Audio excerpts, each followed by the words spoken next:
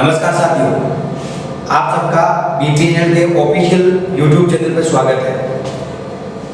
तो आज अपन मेडिसिन के जो इतने टॉपिक पढ़े उसके आगे हैं जो त्वचा, नाक व आंख के रोग के बारे में पढ़ेंगे, जिसको अपन डर्मेटाइटिस के नाम से जानते हैं। यानी कि अब जो टॉपिक है, इतने दिन अपने टॉपिक लिए थे उसमें नर्वस सिस्टम से रिलेटिव थे और यूरिनरी सिस्टम और डाइजेस्टिव सिस्टम से रिलेटिव थे। लेकिन अब जो है वो ऊपरी, जो बॉडी के ऊपर के भाग है, जैसे स्किन है, आई है, नोज है, इन सब के डिजीज जो बीमारी होती है उसके बारे में बात करेंगे।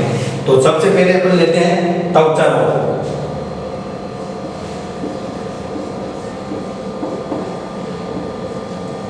त्वचा रोग क्या है? यानी कि त्वचा रोग को डर्मेटाइटिस के नाम से जाना जाता है। यानी कि जो त्वचा रोग है इसकी अपनी मेडिसिन भाषा के अंदर डर्मेटाइटिस कहते हैं। यानी कि अब इस डर्मेटाइटिस को अपन किस तरह से एक्सप्लेन करेंगे तो वो इस प्रकार है, जैसे कि जीव के त्वचा दो भागों में बांटी जाती है। यानी कि जो मनुष्य हो या कोई भी पशु हो, उसकी जो चमड़ी है उसके दो भाग होते हैं। यानी कि जो ऊपरी भाग और जो बॉडी के अंदर की साइड में जो स्किन के नीचे भाग होती है, जिसके बीच में मसल्स होते हैं, उस भागों को अपन किन नाम से जानते हैं? तो ऊपर के दो भाग है उसको हम एपिडर्मिस, और जो नीचे का भाग है उसको अपन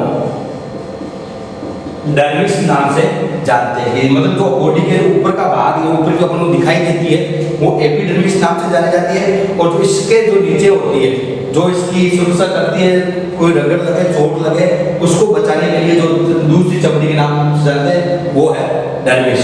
होता क्या है, एपिडर्मिस और डर्मिस में जो ये डर्मेटाइटिस किस प्रकार से बना है वो इस प्रकार से है, जैसे डर्मिस और एपिडर्मिस के जो रक्त व लसिका वाहिनियां,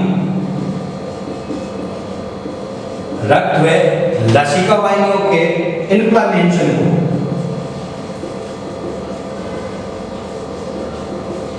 इन्फ्लेमेशन का अर्थ होता है सूजन।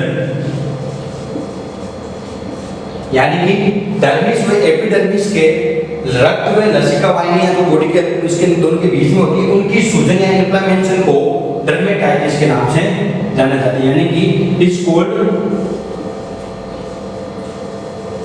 डर्मेटाइटिस। तो ये इसका परिचय हो गया। यानी कि डर्मेटाइटिस क्या है? यानी कि स्किन के दो भाग होते हैं, डर्मिस और एपिडर्मिस। इन दोनों के जो रक्त व लसिका वाहिनियां होती है, उनकी सूजन को अपन डर्मेटाइटिस कहते हैं। तो ये किन कारण से हुआ है, उन कारणों पे अपन नजर डालें। हाँ, तो अब शुरू करते हैं इस डर्मेटाइटिस के कारणों के बारे में।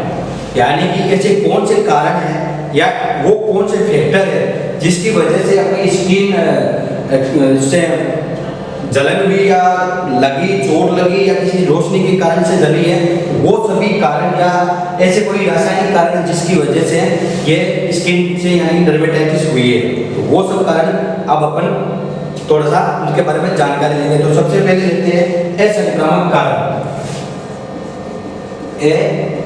संक्रामक कारण कि वो कारण जो संक्रमण की वजह से नहीं हुई, अन्यथा उसके अलावा दूसरे जो भी कारण है उन सब से, जैसे कि फर्स्ट कारण है भौतिक कारण। यानी कि फिजिकल एजेंट। तो फिजिकल एजेंट में वो सब आते हैं जैसे आघात यानी चोट, खरोच और चमड़ी का जल जाना अथवा रगड़कर यानी कि लेसरेशन या सनबर्न यानी कि सूर्य द्वारा जल जाने से, तथा अधिक गर्म और ठंडे पानी या ऐसा पदार्थ जिसकी वजह से चमड़ी जली हो या उसमें कोई कारण आया हो, तो वो सब कारण भौतिक कारण यानी असंक्रामक कारण के भौतिक कारण में आते हैं। दूसरा हो गया अपना केमिकल कारण यानी कि रासायनिक कारण।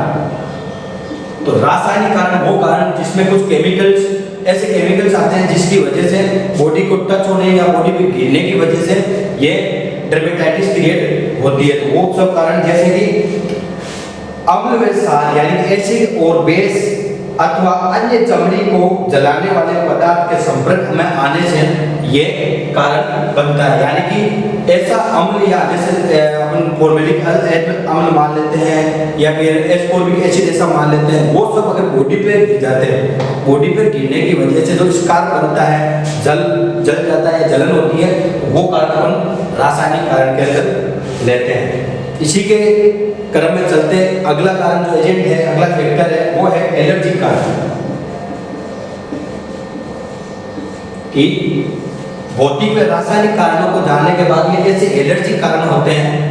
एलर्जी किसी भी पदार्थ या ऐसे कोई चीज जिसकी वजह से एलर्जी होती है, जैसे कोई किसी को बोलते हैं परफ्यूम की वजह से एलर्जी हो रही है, या ऐसे कोई पौधे या प्लांट्स होते हैं जिनके टच में आने या उनके कनेक्ट में आने की वजह से एलर्जी होती है, या कोई ऐसे फैक्टर भी होती है कि कभी सूर्य की किरणें या बहुत ज़्यादा ठंड की वजह से भी ये एलर्जी कारण बन जाते हैं। उसी प्रकार से जैसे पशु की चमड़ी, चारागाह आदि में संवेदना पैदा करने वाले पदार्थ के संपर्क में आ जाना, अतः ये घोड़े व कुत्ते में अधिक दिखाई देते हैं। यानी कि इसका मतलब ये है कि एलर्जी कारण जो पशु चारागाह में जब चरता है तो कुछ पौधे या कुछ छोटे पदार्थ प्लांट ऐसे होते हैं जिसके टच में आने की वजह से स्किन जो है डर्मेटाइटिस का रूप ले लेती है, उसमें फैक्टर बना देते हैं जिसको अपन एलर्जी फैक्टर कहते हैं।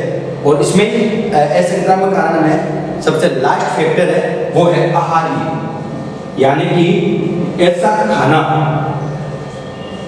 या ऐसा भोजन जिसकी वजह से, यानी न्यूट्रिशनल जिसकी वजह से पशु को है जो एलर्जी या बोलते हैं डर्मेटाइटिस हुई है। यानी कि निकोटिक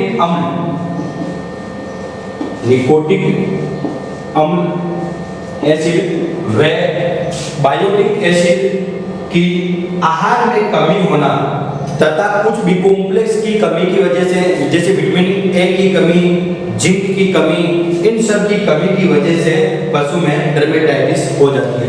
जब कभी कभी अपन देखते हैं कि अपन जब डॉक्टर के पास जाते हैं कि खुजली से संबंधित हो या ऐसी कोई सी भी जैसे त्वचा से संबंधित हो, तो उसमें अपने को वो कहता है कि कुछ विटामिन होते हैं जिसकी टेबलेट्स या इंजेक्शन देते हैं कि उसकी इसमें डेफिशिएंसी हुई है। यानी कि विटामिन ए और जिंक, इन दोनों की अगर बॉडी के अंदर कमी हो रही है तो उससे प्रभावित केवल त्वचा ही होती है या फिर अपने जो बाल है वो, क्योंकि जो बॉडी के अंदर के फैक्टर है उसमें केवल स्किन से संबंधित जिसमें पनपती है वो विटामिन ए और जिंक और विटामिन सी, ये तीन ही इसके लिए जिम्मेदार कारक होते हैं जिसकी वजह से ये समस्या क्रिएट होती है जिसे अपन डर्मेटाइटिस कहते हैं। तो ये पहला था जिसमें असंक्रामक कारण था, और दूसरा है वो संक्रामक कारण। संक्रामक कारण में अनेक प्रकार के संक्रमण माने जाते हैं, जैसे बैक्टीरिया है, विषाणु है, आदि जीवी, परजीवी, फफूंदी, ऐसे बहुत से कारण होते हैं जिसकी वजह से पशु में डर्मेटाइटिस हो जाती है। जैसे सबसे पहले लेते हैं अपन विषाणु या सबसे पहले लेते हैं अपन जीवाणु। तो जीवाणु के कारण वो होते हैं जैसे स्टेफाइलोकोकस, ई कोलाई तथा नेक्रोफोकस नाम से जो बैक्टीरिया होते हैं, उनके जब बॉडी के ऊपर ये जमाव कर लेते हैं या अपना जो संख्या बढ़ा देते हैं, जिसकी वजह से क्या होता है स्किन उनसे रिएक्ट करते हैं और स्किन पे वहाँ पे फफोले हो या छाले हो या दाग हो, ऐसी जो भी समस्या है वो क्रिएट हो जाती है। वो उसको कारण है जिम्मेदार होते हैं स्टेफाइलो या स्टेफोकोकस ये बैक्टीरिया। उसी के चलते हुए आगे है विषाणु, कि ऐसे वायरल या ऐसे वायरस जिससे बॉडी इफेक्टेड होती है और डर्मेटाइटिस को रूप देती है, जैसे कॉन्टाजिनस एक्जिमा भेड़ में बकरी में हो जाती है। उसी प्रकार कैनाइन डिस्टेंपर है जो कुत्ते के अंदर, जिसकी वजह से ये म्यूकोजल बीमारी होती है, जिससे ये जो अपनी त्वचा है वो प्रभावित होती है और डर्मेटाइटिस का रूप धारण कर लेती है। उसी के आगे चलते कारण है जैसे फफूंदीकरण, ऐसी फफूंद जो जमती है, अपन देखते हैं कि पानी के अंदर जो नीलहरी शैवाल है वो भी एक प्रकार की फफूंदी है। तो उसी प्रकार की फफूंद जैसे बॉडी पर सबसे ज्यादा इस जो गर्मी का मौसम है उसमें चाहे इंसान हो चाहे पशु हो, वो दोनों को सबसे ज्यादा प्रभावित करने वाली होती है रिंगवर्म, यानी कि छल्ला। छल्ले का मतलब अपन एक ही चीज से समझ सकते हैं कि जो बॉडी पे दाद होते हैं, दाद रिंगवर्म की वजह से होते हैं, तो वो ऐसा फफूंद के कारण है रिंगवर्म, जिसकी वजह से ये दाद वाली समस्या क्रिएट होती है। सबसे बड़ा और महत्वपूर्ण जो फफूंद का कारण है वो रिंगवर्म ही है, जो सभी प्रकार के पशु और जीव में ये प्रभावित करता है। उसके आगे रहते हैं अपन परजीवी यानी पैरासाइट। परजीवी कारण वो परजीवी कारण जो किसी दूसरे की बॉडी से उठ के किसी दूसरे की बॉडी पे ट्रांसफर हो जाना या उसकी बॉडी पे चले जाना। जैसे कि एक बकरी चली है, उसके बॉडी पे या उसकी बॉडी से गिरने के बाद में नीचे पर घास फूस पे जाने के बाद जब दूसरा पशु उसको उसके कनेक्ट में आता है तो वो उस पे चला जाता है। उसकी वजह से ये जैसे स्टेफाइलेसिया, एस्केरिस और हैंड शोर और लेग शोर, यानी कि जो मैगट बोलते हैं, अपन बोलते हैं मैगट और सैंड फ्लाई, यानी कि ये कीड़े वे मक्खी जो उड़ती है। अपन देखते हैं कि जब बरसात के मौसम होता है या जब गीलापन का जब मौसम आता है तब उसमें जमीन में देख लो या ऐसी कोई जहाँ पशु का गोबर गिरा हुआ है उस जगहों पे कीड़े यानी मैगट और सैंड फ्लाई वहाँ पे उड़ती रहती है, वहाँ पे इकट्ठा होता है। वही सैंड फ्लाई जब उस परजीवी को तो जैसे कोई भी परजीवी का लार्वा है, उस लार्वा को ये जो परजीवी है मैगट और मक्खी ये उसके वाहक है, लेकिन जो लार्वा है जिसकी पैरासाइट का उस लार्वा को वो उसके जीव के बॉडी के अंदर ट्रांसफर कर देते हैं, जिसकी वजह से ये क्रिएट हो जाती है। और इसके आगे है जैसे डेमोडेक्स और सार्कोप्टिस, यानी डेमोडेक्स एक ऐसा परजीवी है, डेमोडेक्स जो क्या है तो गीलेपन जैसे कोई भी तालाब हो, नदी, नाले, उन सब के किनारों पे ये रहते हैं और वहां से अपने लार्वा को ये किसी की दूसरे की बॉडी के अंदर शिफ्ट कर देते हैं या ट्रांसफर कर देते हैं। वहां पे ये 2-4 दिन तक रह के अपनी बॉडी या अपनी जो है इम्यूनिटी को ग्रोथ करते हैं, लार्वा की इम्यूनिटी को, और वहां पे जाके ये पशु के शरीर को इफेक्टेड करते हैं और वहां पे ये है जो त्वचा से संबंधित है, जो डर्मेटाइटिस है, उसको वहां पे क्रिएट करते हैं और वहां पे पशु को जलन होती है या एनीवन जो भी कारण होता है जिसकी वजह से चमड़ी खुजली हो जाती है, छिल जाती है। तो अब हम परिचय देख लिया, परिचय जानने के बाद में इनके कारणों पे अपन नजर डाली कि कौन कौन से कारण हैं जो इसके लिए जिम्मेदार हैं और डर्मेटाइटिस जैसी समस्या क्रिएट करते हैं। अभी उन्हीं परिचय और जो इटियोलॉजी कारण है उनको नजर में रखते हुए अपन ये देखेंगे जो पशु है वो किस प्रकार से रिएक्ट कर रहा है, यानी कि अपने को लक्षण किस प्रकार से दिखाई दे रहा है कि जो पशु है उसकी चमड़ी पे कैसा असर हो रहा है या चमड़ी का रंग किस प्रकार से बदल गया हो, चमड़ी के से बाल गिर रहे हैं या फिर आंखें, कान, नाक में से कोई ऐसा फ्लूइड आ रहा हो, आंखें लाल हो रही हो, ऐसे बहुत सारे लक्षण होते हैं जो पशु अपने को दिखाता है। तो अपन कारणों के बारे में अपन बात करेंगे।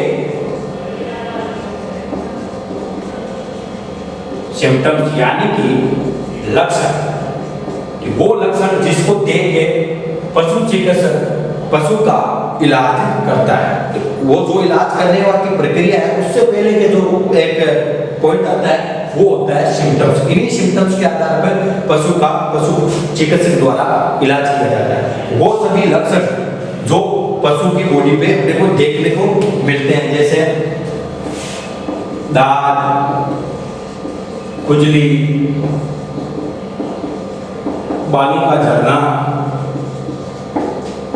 और त्वचा का जलना अत्यधिक कारण है। और इसका जैसे हम बोलते हैं स्कार हो गई, यानी कि त्वचा पर पपड़ी का जमना, यानी कि जो अपनी स्किन है वो बिल्कुल रफली हो जाती है, खुरदरी होके वहां पे जहां हम देखते हैं कि जहां पानी बहुत ज्यादा जमा हो जाता है, कई दिनों बाद में देखते हैं तो वहां का पानी है तो वहां पर किसी ने अगर कुछ नहीं किया हो तो वहां एक कटाव जैसी लगता है और वहां पर पपड़ी जम जाती है। उसी प्रकार की पपड़ी अपनी बॉडी पर भी, यानी पशु की बॉडी है वहां पर हो जाना, उसको अपन स्कार बोलते हैं। वो स्कार किससे होता है, जैसे किसी चीज से जल गया हो, जैसे बहुत ज्यादा गर्म पानी, अगर गर्म पानी पशु के शरीर पे गिरेगा या लगेगा तो वहाँ की जो स्कार जो चमड़ी होती है वो जल के, और वहाँ के जो टिश्यू हो जाते हैं वो टिश्यू है जो डेड हो जाते हैं। वो डेड होने के बाद की जो वहाँ की स्किन यानी कि टिश्यू और कोशिका यानी कि सेल वहाँ पे डेड हो जाने के बाद में अलग सी बना देते हैं, जिसको अपन ये पपड़ी टाइप की बोलते हैं, जिसको स्कार्प के नाम से जाना जाता है। और बाद में क्या होता है, जब ये सब चीजें हो जाती है तो जब डर्मेटाइटिस आगे बढ़ता है तो उसमें पशु की बॉडी पर जो स्किन होती है वो नेक्रोसिस के अंदर चली जाती है, यानी कि गलना लग जाती है। जो पशु की जो चमड़ी है वो गलने लग जाती है। होता क्या है कि जब बॉडी के अंदर बहुत ज्यादा फ्लूइड बढ़ जाता है, या कभी कभी देखते हैं कि शरीर पे बहुत सारी फुंसियां हो जाती है, तो जिसमें से मेलानिन जैसा सफेद सफेद लिक्विड निकलता है, और वो अगर बाहर नहीं निकल के बॉडी के काफी दिनों तक रह जाती है वो फुंसियां, या अगर उनको बाहर निकल ही नहीं है, अगर वो फूटी नहीं हो तो वो क्या करते हैं, वहाँ की जो जहाँ पर वो एकत्रित है वहाँ पे वो जमावड़ा कर लेंगे, और जमने के बाद में वहाँ पर जो स्किन है उसको गलाने लग जाएगा, और गलने के बाद में वहाँ पर क्या होता है, वहाँ पर वाउंड यानी घाव, वहाँ पर घाव का रूप हो जाता है। उसको घाव को करना थोड़ा डिफिकल्ट हो जाता है, क्योंकि ओपन वाउंड के अंदर मक्खी भी बैठती है, कीड़े भी लगते हैं, जमीन से लगे हुए पूछ भी लगते हैं, तो वो चीजें इस आगे बहुत ज्यादा डर्मेटाइटिस से आगे रह जाती है। तो ऐसे बहुत सारे फैक्टर के साथ साथ लक्षण पशु जो दिखाता है।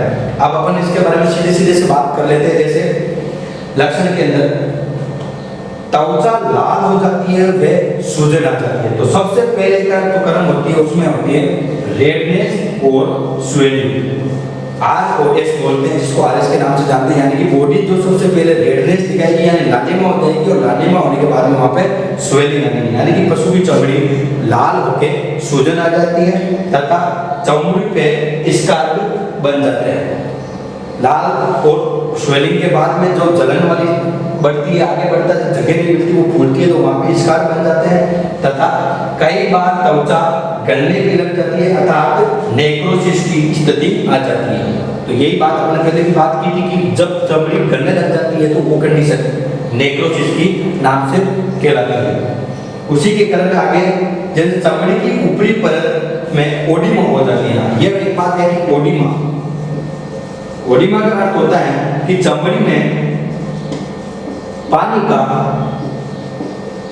भर जाता, यानी कि जो चमड़ी में है उसमें बहुत ज्यादा पानी भर जाता है। कभी कभी देखते हैं कि जो बुजुर्ग लोग होते हैं या जिनमें स्किन से संबंधित काफी लंबे समय से प्रॉब्लम आ रही है, उनमें क्या है बॉडी के जो स्किन होती है उसमें पानी भर जाती है, उसी पानी को अपन ओडिमा बोलते हैं। ये कंडीशन तब आती है जब पशु के, अपन पहले भी टॉपिक में बात की थी, जब फॉरेन बॉडी पशु के बॉडी के अंदर चली जाती है तब उसको अगर अपन आईवी फ्लूइड चला रहे, वो आईवी फ्लूइड वेन्स के अंदर नहीं जाके यहाँ थोरेक्सिक कैविटी में आके जम जाती है, उस चीज को अपन ओडिमा बोलते हैं, यानी जो ब्रिस्केट ओडिमा बोलते हैं वो ओडिमा इसी प्रकार से होती है, क्योंकि वहाँ पे जो ब्रिस्केट होती है, ब्रिस्केट बोलते हैं अपनी छाती का जो भाग है, उस ब्रिस्केट के अंदर पानी भर जाता है, तो उसको अपन ब्रिस्केट ओडिमा कहते हैं। लेकिन इसके अंदर स्किन से संबंधित है तो इसको अपन स्किन ओडिमा बोल सकते हैं। तो पशु के शरीर पर कई बार ये देखने को मिलता है कि उसमें पानी का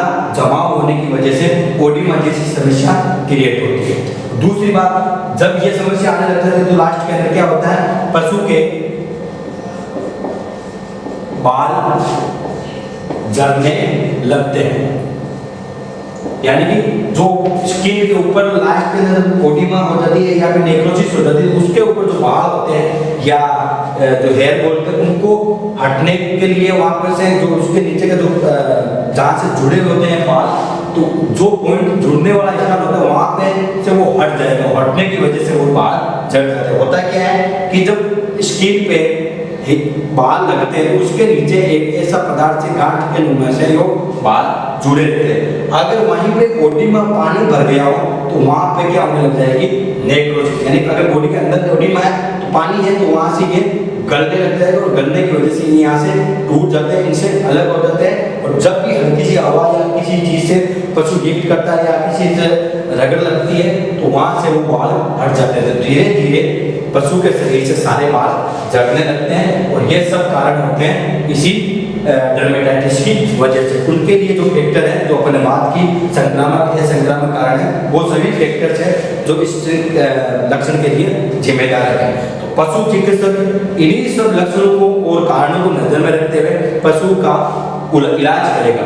तो अपने को कारण और लक्षण दोनों ही बहुत ज़्यादा नॉलेज में रखने की जरूरत है, क्योंकि अगर इनका पता नहीं है तो अपन उपचार करना संभव नहीं हो सकता। पशु का उपचार नहीं कर पाएंगे तो ये लक्षण और उपचार है इसी के आधार पर होंगे। तो अब अपन बात करेंगे इसके डर्मेटाइटिस के ट्रीटमेंट के बारे में। ऐसा कौन सा ट्रीटमेंट हो जिसकी वजह से पशु का स्किन से संबंधित है वो तैयार है।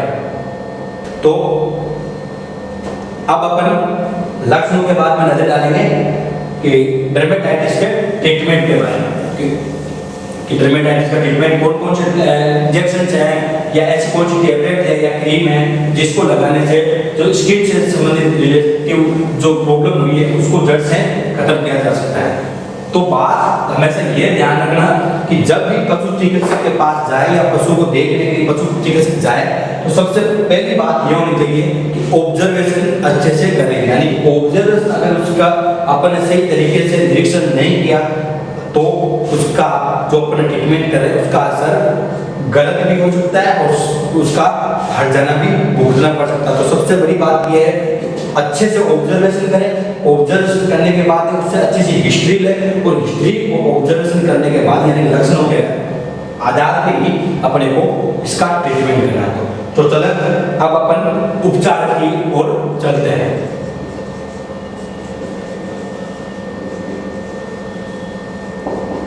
पशु का ट्रीटमेंट जो है वो डर्मेटाइटिस का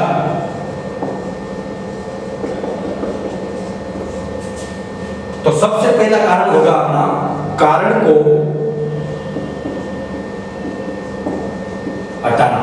यानी कि जितने भी फैक्टर है जो अपने संक्रामक असंक्रामक जैसे बैक्टीरियल वायरल ये सब चीजें उन सब कारण को हटाना है। तो हटाने के लिए अपने को क्या करना पड़ता है कि जैसे अगर छोटा पशु है तो स्मॉल एनिमल के अंदर बहुत सारी ऐसे साबुन आती है या ऐसे शैम्पू आते हैं जिससे नहलाने के बाद में स्किन से जो संबंधित होती है उनसे मिटा सकते हैं। लेकिन अगर वो अपने पास अवेलेबल नहीं है तो अपन घरेलू उपचार के रूप से भी कर सकते हैं। यानी कि नीम का पानी प्लस नमक बिल्कुल कम मात्रा में होना चाहिए ताकि वो पानी है जो इसको बहुत ज्यादा कड़वा ना लगे या ऐसी चीजें ना हो जिसकी वजह से स्कार हो जाए। तो इन सब चीजों से अपन पशु को नहला सकते हैं। इसके साथ में अपन हल्का सा डिटोल है जो अपन ऐड कर सकते हैं और इन्हीं का जो मिक्सर है पानी है उस पानी से पशु को दिन में 2 बार नहलाएं। जिससे क्या है कि ऊपरी जो परजीवी है या फफूंदी कारण है वो धीरे से वहां से स्किन से हट जाएंगे और जो बाल चढ़ने की जो समस्या आती है या जो है वो वहां से हट जाएगी। अब अपन आगे इसके इंजेक्शन के बारे में बात करेंगे। तो सबसे पहला होता है एक्सटर्नल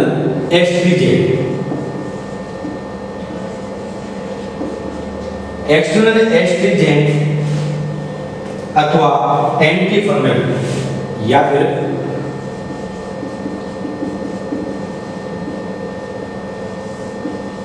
एंटी फंगल क्रीम या इंजेक्शन भी दे सकते हैं। यानी कि पशु को जो ये क्रीम या बोलते हैं मलहम एंटी एक्सटर्नल जो एस्ट्रीजेंट आता है। एक्सटर्नल एस्ट्रीजेंट का अर्थ होता है कि ये बॉडी के ऊपरी ही भाग पे इसको अपन यूज करना है, केवल बोलते हैं कि बाह्य यूज उपयोग के हेतु। यानी कि जो एंटी फंगल और एस्ट्रीजेंट होते हैं तो फंगल के कारण जो अपन बोलते हैं फफूंदी कारण या परजीवी कारण है उनको एंटी फंगल या एस्ट्रीजेंट पाउडर्स आते हैं या एस्ट्रीजेंट जो टैबलेट्स आती है उन सब चीजों से अपन इसको हटा सकते हैं। जो अपन कारण को हटा रहे हैं वो कारण इन सब चीजों से हट जाएगा। तो एस्ट्रिजेंट क्रीम, इसी के साथ में इस चीज को करने के बाद में जब थोड़ा सा राहत मिले या थोड़ी देर लगे, उसके बाद में अपने को एंटीबायोटिक्स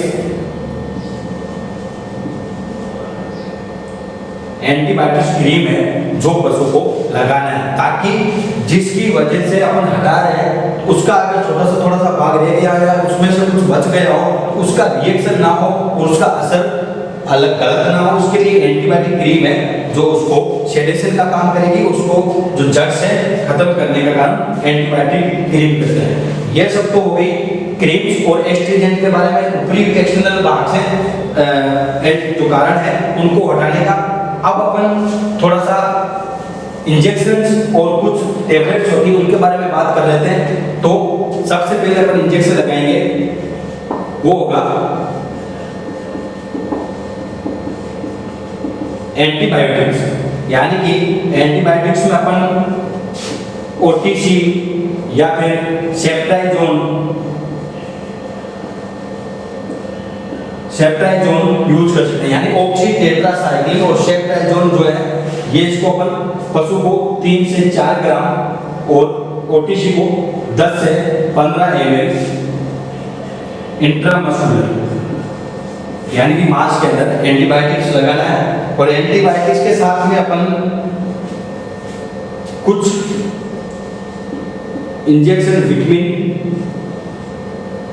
ए, यानी कि जिसकी कमी की वजह से बॉडी में डर्मेटाइटिस हो रहा था, तो वो अपन बात की थी उस जगह, बात एक नाम आया था कि विटामिन ए की कमी की वजह से पशु में त्वचा से संबंधित क्रिएट हो रही, तो वहां पे अपन विटामिन ए के इंजेक्शन लगा सकते हैं। और विटामिन सी के, यानी कि विटामिन सी का इंजेक्शन है वो है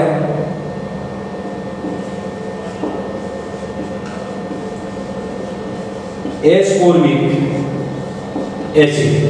एस्कोर्बिक एसिड है वो 10 से 12 ml इंट्रामस्कुलर पशु को लगाना है। और इसी के साथ में अगर परजीवी या मैगट है, मैगट अगर बहुत ज्यादा हो रहे हैं, कीड़े हो रहे हैं या जुए हैं, तो उसकी जगह अपन इंजेक्शन आयोमेक्टिन जो है, अगर लार्ज एनिमल है उसमें 5 से 7 ml सबकट, अगर स्मॉल एनिमल है तो उसमें 1 से 2 ml सबकट इंजेक्शन लगाना है। और इन्हीं इंजेक्शन से आयोमेक्टिन क्या करेगा, आयोमेक्टिन जो पशु के चमड़ी पे ऊपरी भाग में जैसे कीड़े हो, मैगट लगे हुए हो या ऐसे परजीवी जो लार्वा है जिसकी वजह से समस्या आ रही है, तो उन सब चीज को मारने के लिए या जड़ से खत्म करने के लिए जो अपना आयोमेक्टिन इंजेक्शन है वो काम करेगा। और एस्कोर्बिक एसिड जिसकी वजह से कोई घाव, ये जैसे स्कार्प हो गया हो, इसकी वजह से जो घाव लगा हुआ है उस घाव को भरने के लिए अपन वहाँ पर एस्कोर्बिक एसिड यूज कर सकते हैं। और एंटीबायोटिक्स है वो पशु को लगाना है। और इसके साथ में कोर्टिकोस्टेरॉइड व एंटीफंगल दवा मलहम के रूप में या टेबलेट के रूप में पशु को देना है। और एंटीहिस्टामिन, इन सब के बाद में एक एंटीहिस्टामिन इंजेक्शन है, एंटीहिस्टामिन यानी कि एविल और सीपीए 10 से 12 ml इंट्रामस्कुलर, यानी कि जो इसका बोलते रिएक्शन ना हो या एंटीहिस्टामिन जो एलर्जी ना हो, खुजली ना हो, उसके लिए या जिसको पशु को जलन ना हो, उन सब चीजों के लिए अपन को एविल या सीपीएम 10 से 12 ml पशु को लगाना है। तो दोस्तों आज अपन ने बात की डर्मेटाइटिस के बारे में। तो सबसे पहले डर्मेटाइटिस का परिचय जाना, त्वचा के कितने प्रकार होते हैं या त्वचा के दोनों भागों की इन्फ्लेमेशन को डर्मेटाइटिस कहते हैं। और उसके बाद में कौन कौन से कारण जाने, और कारण के बाद में ऐसे कौन से फैक्टर है जिससे ये प्रभावित हुई, उसके बाद में अपन ने लक्षण देखे और लक्षण के साथ में अपन ने इसका उपचार किया। तो आज का टॉपिक इतना ही कि डर्मेटाइटिस यहाँ कंप्लीट होता है। उसके बाद में अपन कल के टॉपिक में कोता तथा छाजन या दाद यानी एक्जिमा के बारे में बात करेंगे। तो दोस्तों डर्मेटाइटिस के बारे में इतना ही। तो बीपी नेट के ऑफिशियल वीडियो पे आप ज़्यादा से ज़्यादा लाइक करें और ज़्यादा से ज़्यादा अपने दोस्तों में इसको शेयर और सब्सक्राइब करें। जय हिंद, जय Bharat. Click on the subscribe button to subscribe to our channel. Press the bell icon on the YouTube app and never miss another update.